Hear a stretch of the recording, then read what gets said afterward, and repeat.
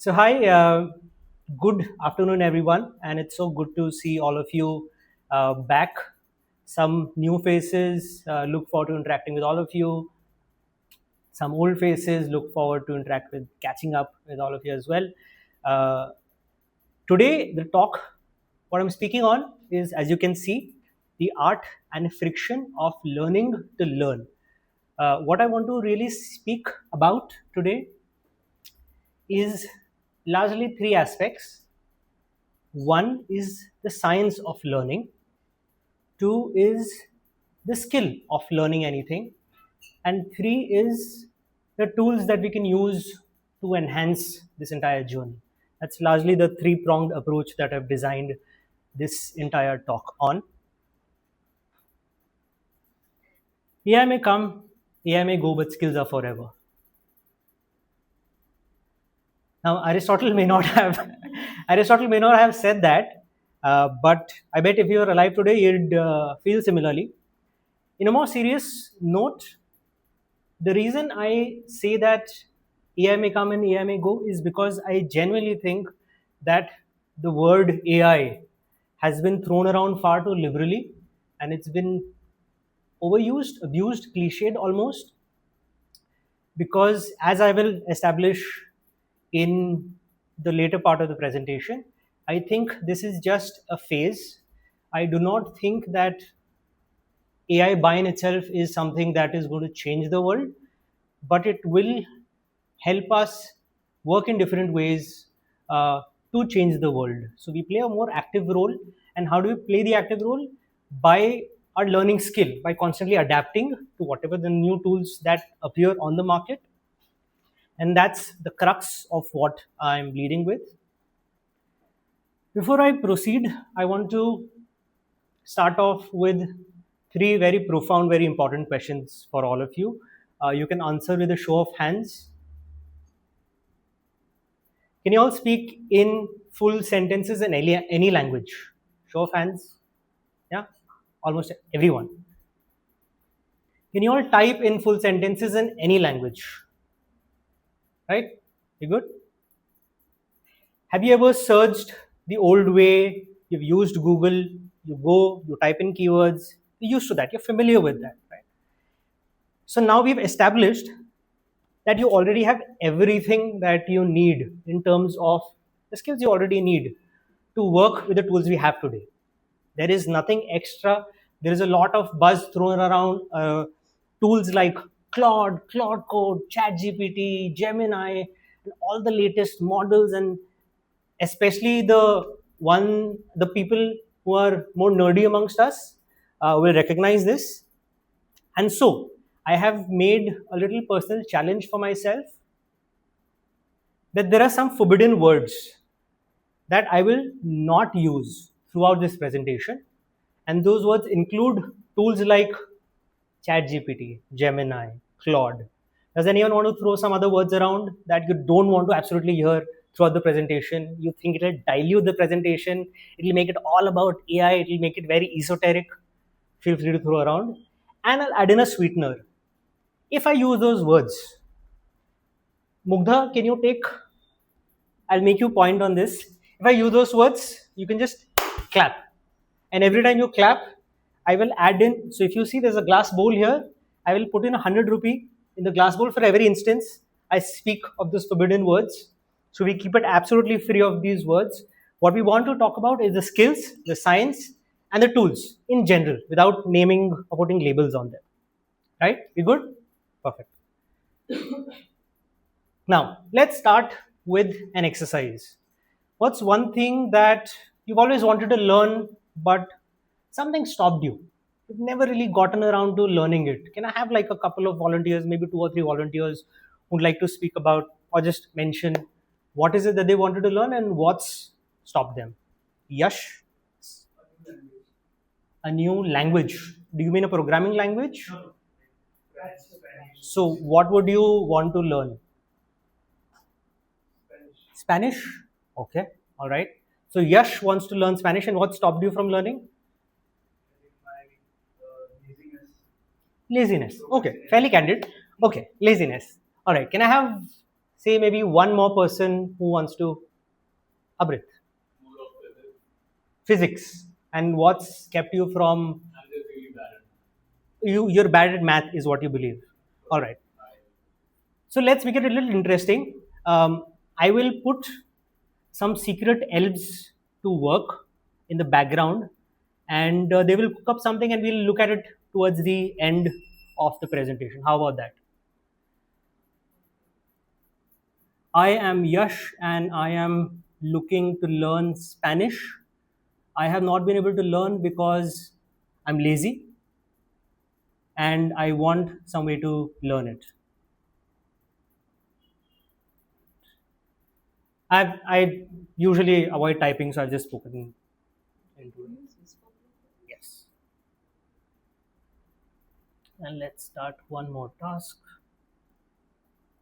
Hi, I am Amrit, and I would like to learn more about physics.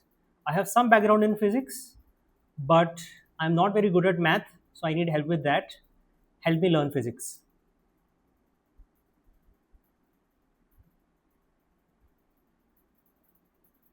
Tech demos always fail. Give me 1 second.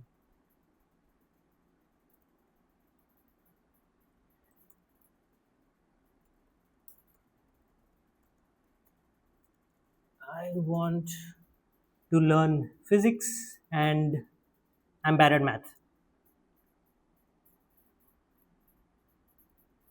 Perfect. All right. So let the elves cook up something in the background while we move ahead. So the first section that I want to speak of is the tools and the right framing around the tools, because I don't know if you've noticed, but tools have evolved over time and so have we. We may not have realized it, but we've already been doing it in some aspects. So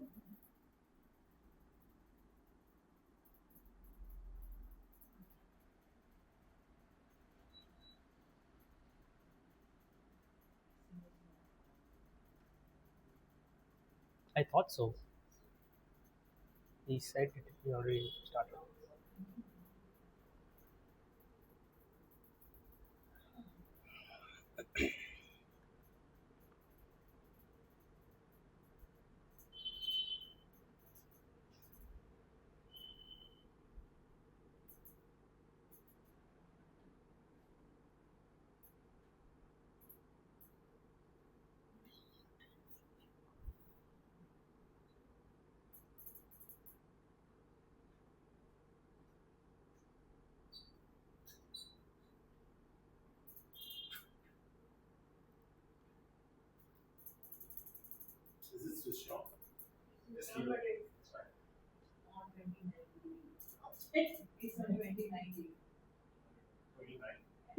It'll be very chilly at 29.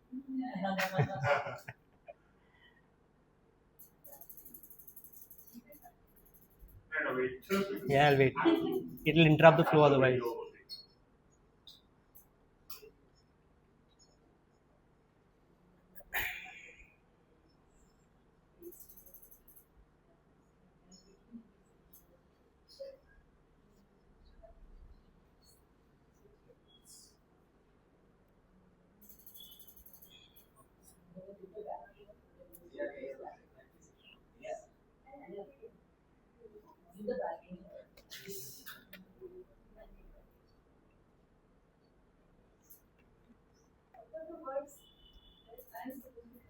You tell me. If you don't want the 100 rupees or the couple of 100 rupees, that's fine. Yeah, I mean, she, I mean, you can all party if you want, but I'm not going to use those words.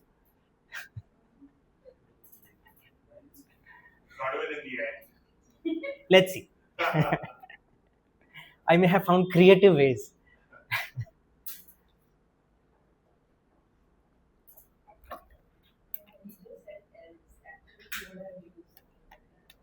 Else is not a tool. Else is like.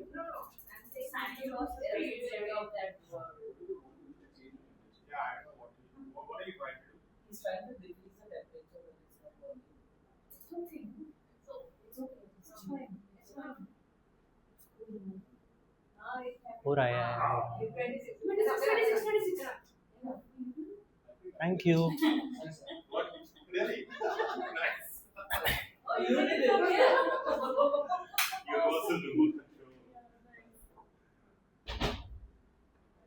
All right, I'll just quickly resume my flow. We were talking about tools, how they've already existed, but they've been evolving, and we have also been evolving. We've just not known it in a very conscious way. But the, what we're stepping into requires us to be a little more cognizant of how the tools are evolving. So the same story has been repeating over and over in a certain sense. The first time we started learning, and those of us who sort of still remember that most of our learning came from textbooks in school, there was a curriculum, and there was just a cookie cutter way of teaching something. And if you really wanted to ask something and you weren't really clear on something, you could be brave enough and raise your hand and ask the teacher. But in a classroom of 30, 40 people, I don't think a lot of people were very comfortable with that.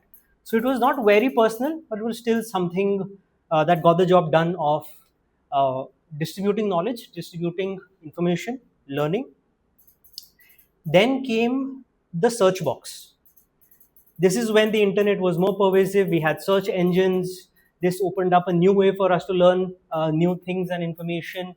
Uh, some of you who may have used very old versions of the search engines would recognize that when you entered something in the search engine, if you typed in full sentences, it would discard a lot of filler words like in and for. It would discard all of that. It wasn't very high on semantic meaning of the entire query. It just used to use keywords. And it used to give you results based on those keywords. And it was a fairly rudimentary or a relatively rudimentary form of reaching out to new information. Then you had tools such as massive online open courses. You have the Udemy's, the Coursera's of the world, the YouTubes of the world, all of those. They came along, and now it was more human centric. The courses that were made were more human centric. You could pick up a course on anything that you wanted to learn about. You could replay it as many times as you wanted, because if you got stuck at some place, but it still didn't really answer your question if you didn't understand exactly what the speaker was saying. You still had to go look out for an alternate source. So it was more personal than some of the previous forms, but still not very personal. Which brings us to current day. And now we have large language models, we have many other tools available today that can make learning hyper personalized. Is that a word you should pay out for large language models? That wasn't a keyword. I mean, she didn't clap, so. Oh God. Okay, sure. So the tools that we're using today are far more personalized. They can understand our exact question, exact query. We can ask it to teach us the same concept in 5 different ways, explain to me like I'm 5. You can do all sorts of things. And this is a continuum, a spectrum, and we're moving towards more personalized things. But the point that I want to draw on here is that new tools will constantly be coming.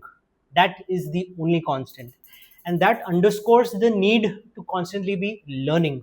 If you think that you've acquired a set of knowledge, you know how to use a tool, and that will get you through your entire work career, your personal life for many years to come, you may be in for a reality check. And that underlines the very need to acquire learning as a skill. The second concept I want to touch upon is called the identity box. There is a story we keep telling ourselves. And the story is that we keep putting ourselves in boxes. I am just HR accountant. I'm just a recruiter. I'm a software engineer. I'm a teacher. And the skills relevant to that domain are the only ones I need to learn. That's the story. We do not want to learn about things that are outside of our domain. We want to be very limited in our scope because of reasons that we'll look at in the next slide. But that's something that we often do. I mean, I'm not sure if a lot of you will silently agree, but I think that's something that we subconsciously or consciously keep doing to ourselves. But the important word here is yet. So there was a study done by Dweck and Leggett, and what they found out was there exist two kinds of mindsets. One is a fixed mindset, and one is a more growth oriented mindset. And the ones that hold attributes like intelligence, like personality, in a very rigid definition, in a very fixed mindset, are not able to steer their decisions and their beliefs as effectively as someone who holds those beliefs as malleable. So if you think, yes, I am not a designer, and frankly, I don't need to be a designer. But if there is something I want to do, what do I want to do? I want to solve a problem. I want to create something. I want to get something done. How can I get it done? That is the growth mindset, where you start thinking outside of the box that you've painted for yourself. So, quick personal story here. Something happened in 2014. In 2014, I was doing my internship at my CA internship at a very small firm called Morgan Stanley. And so a lot of my work there involved manipulating numbers in Excel. And I saw everyone around me was just doing some variation of the very same things until I found out this button. It's called record a macro. Those of you who have used Excel will be a little familiar with this. And this button opened my mind to very new possibilities because I was just walking in my bay once, and I saw a senior, and I saw a screen, and there was automatic operations happening on his screen. Things were automatically moving. He wasn't doing anything. Sheets were getting copied. Sheets were getting pasted. A lot of work was being done, and that fascinated me. That was the first time I saw something in action. I had known that macros existed, but that's the first time I saw something in action. And so, as an intern, I thought, how can I use that to reduce my workload? So what I did was I sat back after office for a couple of hours each day, and in a couple of days I had built my workflow around macros. In a sense, I still didn't know how to write macros. So macros, for those of you who may be a little aware, requires the use of a programming language called Visual Basics for applications. It's an entire programming language built by Microsoft around Microsoft applications, and if I had to do what he had done, I needed to learn that. I said, there is no chance I can learn that. But what is a smarter way I can do? I can figure out to do something similar. And I stumbled across this setting in record macros that lets you see the code that's being written as you do some action. So you can press record, you can do whatever you're doing, and it will generate the code for you. And then you can go and play around with the code. Oh, I need a copy action here. I don't need a paste action. Oh, I need to do this. I tweaked everything, perfected my workflow. And so in the following days, out of an 8-hour workday, I only work for 2 hours. And that too, I was just looking at things being done. For the next 6 hours, I was free to do anything else. I used to talk to my seniors. I used to learn on the knowledge repository. I used to do a lot of things. And this is not in the nature of bragging, but this is the first instance I had of that mindset shift of saying, I'm not just a finance person. If I can do this, which is a little technical, I can surely do a lot of other things. And I've carried that mindset across in whatever I have done across the various roles I've done in the last 10, 12 odd years. And I have tried my hand at research, wireframing, product design, graphic design, financial modeling, compliance, sales, designing APIs. And this has taught me something very valuable. This has taught me how to think very broadly. And this skill is important because if you are in a work setting or even in a personal setting, the ability to converse in the language of the recipient. If I'm talking to an engineer, I can talk to them in their lingo and explain exactly what I want to get done. If I'm talking to a designer, I can talk exactly in the fashion that you understand. And it just makes me that much more effective.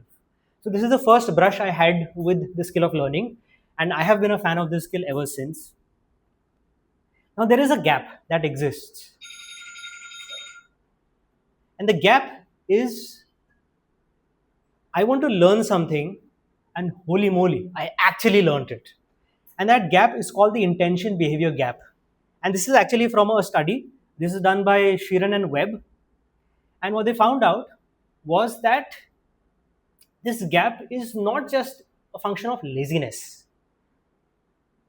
About 50% of people never act on the intention. So that's the gap right there. We've seen examples, right?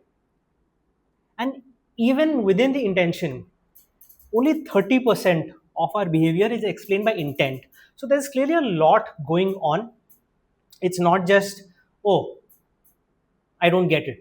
Oh, I don't have intent. There is a long, deep studied psychological phenomena around learning. And that's when I delved into the research papers, I found out more about that. Most of us, what really happens with us is we are on this line. We're getting started, we try a couple of things and then we drop off. We don't stay on track, we don't finish. There is a model that was developed by three researchers. It's called the COM-B model. It stands for capability, opportunity, and motivation. And it talks about the excuses that we give ourselves. In terms of capability, we say, oh, I don't know where to start. I don't know how to begin this task. I'm too task saturated. Then there is opportunity. I don't have the time to set this up. I'm too busy. And then there is motivation. It's too much work. I'm not motivated enough to do this. In fact, there was one more study that was done. What we're really talking here is choice overload. We're talking about that if I have to make a lot of choices, I would much rather defer the choice to a later time than to actively engage with those choices. So, a bunch of researchers did an experiment. They put out a display of jars of jam. Uh, some of you may have heard about this study. One stall had 24 samples of jam, one had 6 samples of jam. And while there was a lot more visitors at the 24 samples of jam, only 3% actually bought jams from there, as opposed to 30%, a 10x increase in the conversion of intent to action. And this is something that's been replicated across in a lot of other studies. The fixes are not very glamorous. One study suggested that we tag the actions that we intend or want to do to some action that we already do. If I want to get into the habit of doing skincare, let me tag it to the activity of brushing in the morning, right? If I want to learn about something, let me tag it to Sunday breakfast. After breakfast, once I'm done with breakfast, I will start on this. And that, sorry? Atomic habits, James Clear. Yes. Stacking. Yeah. Yeah. And that really doubles your follow through rate as established by studies. Then there is the mental contrasting. You think a very powerful vision about what is it that you really want to do, and the one obstacle that is standing in your way, just that one obstacle, forget about everything else, just the one obstacle. And then you start, okay, how can I fix this obstacle? Contrast what you want to do with what is the obstacle stopping you from doing. And then once you can plan around that, you can start moving. And the third is fairly simple. You make the first step extremely easy. If the step is very easy, it doesn't feel threatening, it doesn't feel overwhelming, you'll start, and then you'll make one more step and then one more step, and it'll just make following along that much more easier. Now the next section around the same branch of science is something called the map. We have two systems of learning. We have a linear course, and that resembles something like this, and we'll recognize this from school or even some of the courses that we are used to, like Coursera, like YouTube, like a book. It's sequential, it is an organized body of knowledge, and you know, oh, this is the curriculum. This is the defined set of body I need to understand. Let me just work through it sequentially. That is one way to do it. This is like following a recipe book. You keep following the steps and you cook something. And then there is something called the knowledge graph. This is a little different. It's an extension of the same linear model, but it's a little different. Here, you're not really thinking in terms of linear steps. You're thinking about, let me pick micro skills, let me pick micro steps everywhere, and let me start connecting them all together to develop a knowledge framework around a certain thing. If I were to connect it to the cooking analogy, this is like building the experience in cooking. A chef knows what pairs with what goes with what. They're not really following a cookbook because they've built that knowledge graph in their heads. So if you're thinking of building something in terms of a knowledge graph, think about what are the various things that you can connect together. And this has the benefits of that this does not have a start, middle, and end. So you can't really fall off this. You can start something, and then you approach the next node, and then you say, okay, what do I want to learn next about this topic? And then you move to the next node. What do I want to learn about this topic? So it's very micro package sized. You don't have to think a lot about it. You're never behind. There is not any progress, but you're never behind. So you feel that much less cognitive burden. The third is you can just hop node to node. So you can follow your fancy or whatever. You want to start learning how to make pasta, and then you want to start learning how to make dal or any other, and then you start connecting all of that knowledge together. And this property is called connectivism, and this was studied again in a Siemens research. Siemens, a person, not the company.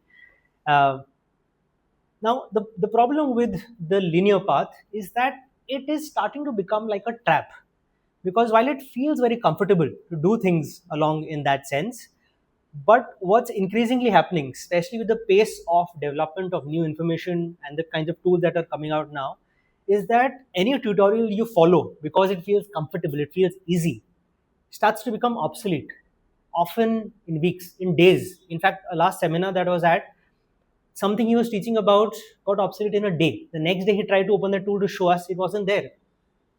The company had just withdrawn that tool. So it's very difficult if you're at the mercy of learning in a linear fashion. Someone just tell me what course to do and I'll do it. I can't apply my mind. You're slightly at a disadvantage. If you start to become the more agile mindset, you can develop something called composability. And composability is when you start connecting, oh, I know how to make a flowchart now. If I know how to make a flowchart, I can start making wireframes. If I can start making wireframes, I can start building websites. If I can start building websites, I can do this. And then you start connecting different skills together to chain them together to build some actual stuff. That would have seemed very daunting earlier. So this is the benefit of the knowledge graph method versus the linear method. Now, to get over the overwhelm that we feel when we start off something, the science backs it up. You're not just lazy. There is a lot that's working against you. If you want to fight against all of that, what are some ways you can do that? Just ask yourself 5 questions. What got me curious about this topic? Try and work with a pen and paper, write it down. How does learning this topic help me? Are you learning this topic because it makes you feel superior? Are you learning this topic because you're genuinely curious about it? Are you learning this because it's something that's required at work or something in your personal life? Write down why do you want to learn it. What are the core building blocks or foundations of it? For example, if I give the example of a programming language, knowing the syntax, knowing, okay, what are the various blocks that make it? Oh, there is something called a function. Oh, there is something called a variable. Once you start to ask, okay, what are the building blocks? What are the Lego blocks of this? Then I can start seeing the whole thing in context. If I start and say, I want to learn Spanish, but I don't understand anything about grammar, I don't understand anything about the way the counting system works or the alphabet works in Spanish, I find it very difficult. So, what are the building blocks? How do the people who do this well, who are the people? How do they do it well? Who are some of the best speakers? Who are some of the best teachers in the topic that I'm trying to learn? And what are the common pitfalls to watch out for? For example, if I were to give my example, I was trying to learn software engineering, programming, just as a side hobby. And the pitfall is that you can start to get really deep into a very small topic. Like if I want to master one concept, I can get really deep into it, but it's not helping me put together the entire map. So that's one pitfall that people can fall into. What this list does is it makes it very easy for someone to just jot down these 5 points and then start from there. This becomes your compass to start. Why do I want to do it? What do I want to do? And that makes it very easy. And this is one flowchart that I often follow. It starts off with, okay, I want to learn something. This is the 5 to 7 questions I've written about it. Let's pick one question and let's just start searching about it. Is there a familiar tool that I can use in my knowledge set? Is there something that I can use to do this? If there is, so for example, if I want to build presentations and I don't know something that can automatically generate the presentations for me, I can always find a tool for it. A good resource that I came across recently is called there's an AI for that.com. Right? I'll drop it. It wasn't one of the. Let's make it fun, right? So what you can do on this website is that. Coffee. Sorry. I'll get coffee with you, Anand. All right, sure. Uh, so if you go to a site like this, you can ask your question. I want to do something in this. Find me the right tools for this. If you already know the tools, employ those tools. Get ahead. Do a first shot. Do a first try. And then you ask yourself, okay, did some new information appear? Did some new question appear? Did some new curiosity appear? If yes, follow the loop again. If no, if you feel I've learned enough, I don't want to learn more about this topic, stop. That's fine. This gives you something to get started with, to work with. The most important slide I think of my entire presentation is this. This, if the mindset that you were to curate would be, I don't know anything about this yet, but I know exactly how to start putting these pieces together now. Let me start. And that's largely the reference or the mindset I want to leave you with. I'm happy to take questions. I still have two small bits left to show you. You've done enough theory, you've walked through the science, the skills, the tools, whatnot. Let's see one demo, right? So for example,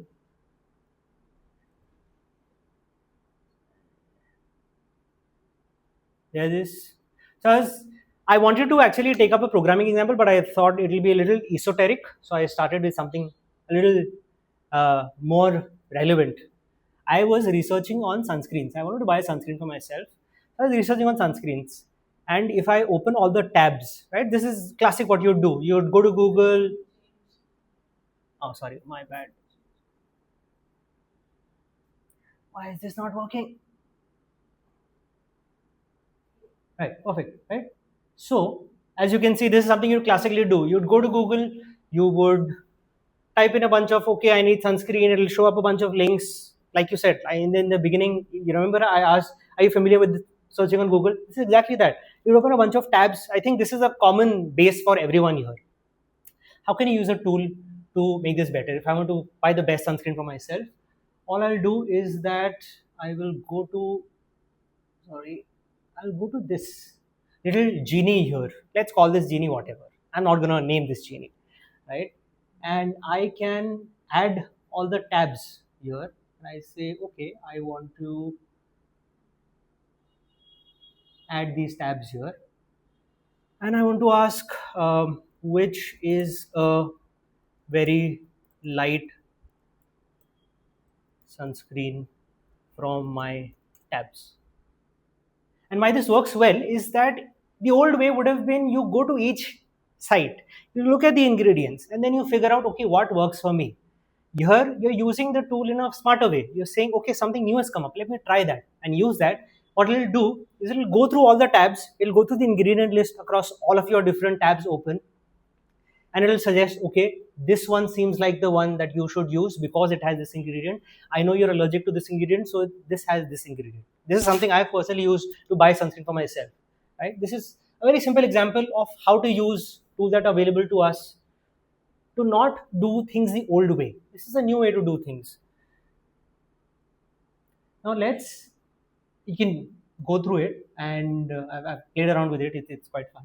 But let's do something a bit more fun. If you remember in the beginning, I had asked two people, Yash and Amrit, to tell me something that they're struggling to learn.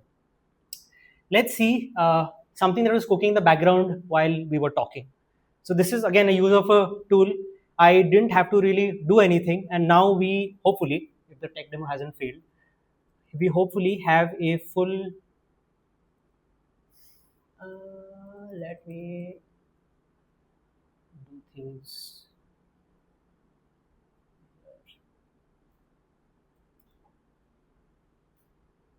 Perfect. All right. So what I did was that I used a certain tool and I gave it the instructions. I have personally created a skill called I want to learn X. It's a skill, it's a single file.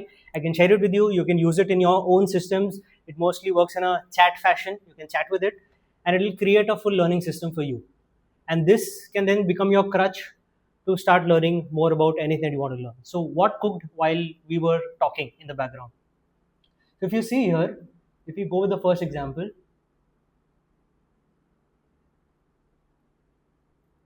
there is an entire curriculum that got populated. There is an entire curriculum that got populated around learning Spanish while we were talking. It talks about the sounds, the pronunciation basics, greetings, farewell, everything that you should start.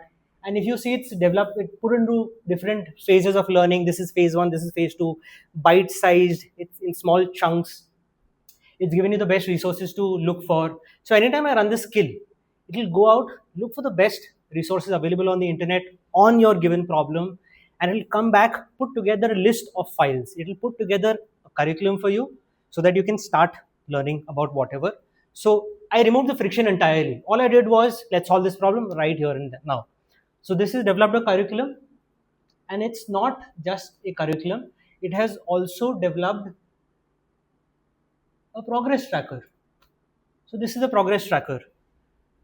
So as you keep chatting, it will automatically keep ticking off. Okay, you've learned this now. You've learned this now. You've learned this now. You do not need to change this file. You do not need to do anything here. All you have to do is open up the skill in a chat window and chat. And it is adaptive. So if it feels like you're not able to follow what it's instructing you or what it's asking you, it'll slow down. It'll actually give you more illustrations, more examples. If it thinks that you're acing the content, it'll speed up. It'll actually speed up your learning journey.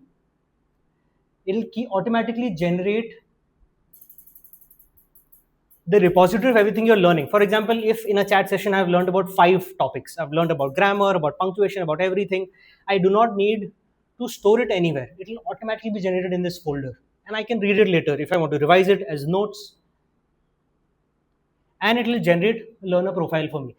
As I'm chatting with it, it will keep noting down, oh, I see this learner has strengths here, weaknesses here. This is something he needs more practice on, and you can view this file. You can view this file, and this has now created an entire learning system for you. And this is a file you can read. Let me open this file. This is the one file you need to read to understand how to put everything together. You see here how your learning system works, all the files that it's created, adaptive learning, how to use this session. Say some tools, I'm not going to name the tool, and all the things that you can tell it. You can actually give it more context. Right now, I have not given any context about Yash or Amrit. You can go back to the folder, add more context. I already know this. I don't know this. It will regenerate your entire content for you, and it will ask you, do you want to continue your progress or do you want to reset your progress? You'll do all of that. So this is immediately taken the problem away of it's closing that intention behavior gap in saying, okay, let's start learning. So this I'll share this file with you. I also have generated this for Amrit. But this also becomes more like the curriculum, right? It does become, which is why I said it's like a crutch. Because if you are in the mindset that I absolutely need a structured curriculum, it will give you a curriculum. It will still draw from best resources available today. And if you want to update it later, you can do that. But once you start getting the hang of learning, then you will start relying less on this kind of a workflow. And then you'll be very comfortable transitioning to a knowledge graph based workflow. Sorry?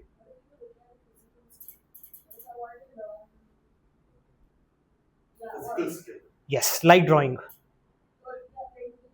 Yes, you can do that, and this is just the first pass I made. So frankly, this tool came out because I was working on something.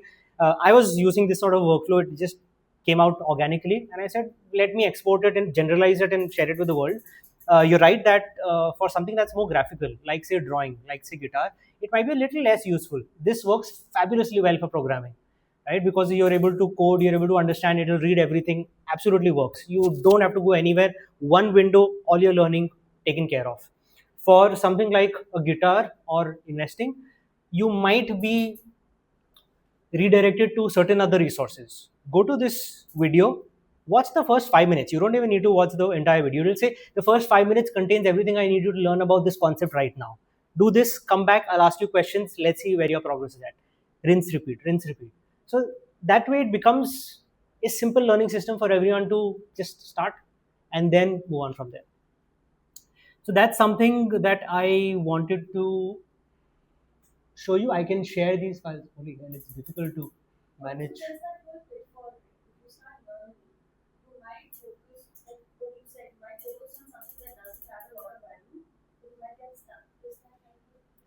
This helps with that because a it's already generating the curriculum for you, so there is slightly reduced risk of you meandering into these niche rabbit holes that you normally would. And two, from my personal experience when I was using it to learn programming, it actually tells, like, if I want to say I want to master this particular concept, it'll say, you know what, 90% programmers use only these features, do this. I And you can add a deferred topic. If you want to really learn it, you can say I really want to learn it. Say, okay, you know what, let's add it to a deferred list, we'll come back to it later. Right now let's proceed with this curriculum. So you can do it, handles all of that. So all of the decision making, I just put it in one single file. This only task for you to do is chat with it. Yeah, keeps you on track. I almost done. I am done. Yes, I know I ran a little over time, but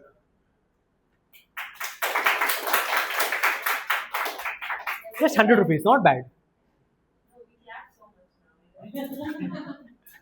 I'll empty my pockets Yeah, we'll do probably 2 or 3 questions if anyone has. if anyone has. Sure. Uh, I'm a little confused about what the main message of the talk is, but if you can just clarify that, right? Because it sounds like a self-help kind of talk overall, right? We're trying to help us learn the things that we've been doing on. Like, for example, in my case, I've been wanting to learn the keyboard for many years, or any musical instrument, to be honest. I can't play music. And I was never able to get myself to do it, right? But when you come to the solution section of it, so I again want to steal back many of the things you said, which is I've also seen that if I just get to the gym, the first 5 minutes is very difficult, and then it becomes easy, right? So I do believe a little bit in those types of hacks. So I appreciate what you're trying to do in that sense, right? If you had met me 5 years back, I might have not even agreed that much, right? But right now I do believe that some hacks do work. Like if you just get to the gym 5 minutes, the next half hour is a lot easier to hack, right? So the thing is that much I agree with, but I don't know where the AI part came later, right? Where you said you wrote a script for I think using Claude or something, and then it generates some kind of syllabus for your online, right? So I'm not sure why we're trying to fit AI into any of this, because the existing self-help knowledge I think is already quite good and effective. And I think, for example, in the case of these two and myself, such a skill is not the reason why he's not learning the language or I'm not learning the instrument. It goes beyond just a type of scheduler or guidance or anything. It's, to be honest, in my case, there's no usefulness to Okay. learning musical instrument. Right? It's a better way to, I mean, there are more fun things to do. Why would you want to begin learning music in the first place if there is no utility for you? Same reason why people try to do these things. It's something that is nice, but good to have, but not something that. So then, if I may map it to, I'm not trying to shoe on a solution here. If I may map it to one of the slides where I said, what is your motivation? If you think that if you go back to the flow chart and it says that okay, I've learned enough, I don't really need to learn. You can stop your learning there. Frankly, the entire gist or present reason for the talk was that there is a certain science that is keeping you from learning. One was to expose or shine a spotlight on that science. So if you think it's just laziness, there's more at work against you. So that's the one part I want to shine a light on. The second part was obviously some of the tools that we can use. So for example, sunscreen, it's a very simple example, right? But think of other use cases where you might use how you can use the latest tools available to augment your learning. For example, if I wanted to learn a programming language, or if I want to learn something about using Notion, a productivity system, if I want to start using it better, I can just go to the help section there, and instead of trying to find the wiki of exactly the topic I want, I can just do a search there. And the way it wins over a traditional chat is it will hallucinate less, because it already has the exact context. This is where I want you to look. Now give me the answer, right? So it makes learning that much more easier. And So it's like a cloud memory file. So if you have a good .md file for yes, yourself, this is a skill.md file. yeah. But the reason I didn't want to shine a spotlight on those specific things is because it'll take away.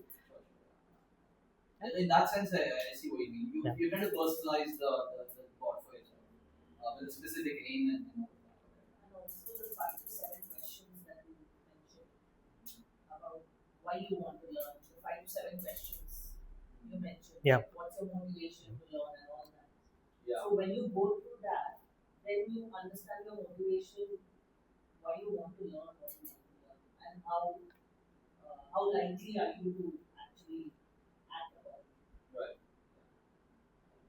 All right. I think I went over time, but thank you so much.